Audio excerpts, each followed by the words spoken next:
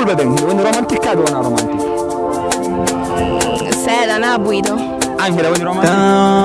Mina woni romantique. Non ka fulla non fulɓe ko seeɗa woni romantique. Nawe fo. Bandirawo jarama. Jarama. Inde ma e yettode ma? Aissatou Diallo. Aissatou Diallo ko honto iwruɗa honto mawɓe ma iwri? Ko Gongore. Pita?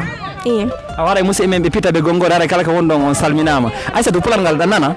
seeɗa seeɗa ok ko ɗo jibinaɗa? ok ko duuɓi jelu marɗa? 19 ans. 19 ans marɗa. A janggay woni? ko honɗum e on école wonɗa wadde?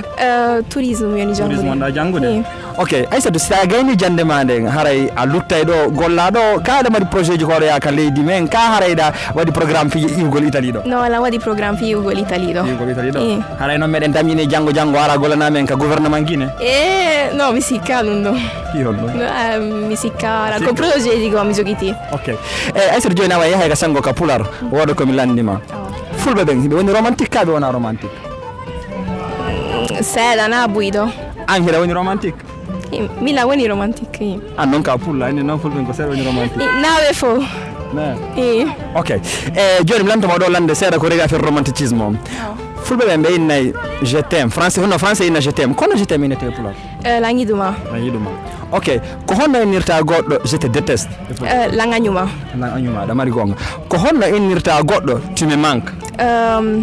da miɗo mi manque. miɗo wuldama. Wuldama ok ko honno innirta goɗɗo tu me plais? mi piace. langiɗuma. si no yewto kono no wudno ko ɓuuri fewude. ɗam falama. hiɗa welalam. welalam ok ko honno innirte je t'adore pular? on anda kono noon go sattigo e nder mungo par ce que fof haala e ɗum ande a français ɓe winda wena je t'adore yo t'adore ɓay hay italien sa traduisi innogol adore pular haɗa andi kono hono haalirte? cioè in italiano quando dicono cioè tipo io ti adoro cioè sapresti come dirlo in pular? no in francese je t'adore. Je t'adore mais sì. Pular anda? no ok merci fi haray ko jaabiɗa kon ɗo wonno lande ɗen aytike mais yi an kadi hayso ko ɗo wonɗa jandude mais pular ngal an kadi ɗa wawi biruma on albarka a jarama. on jarama.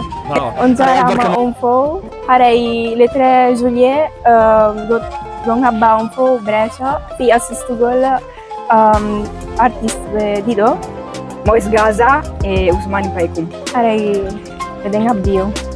on jarama.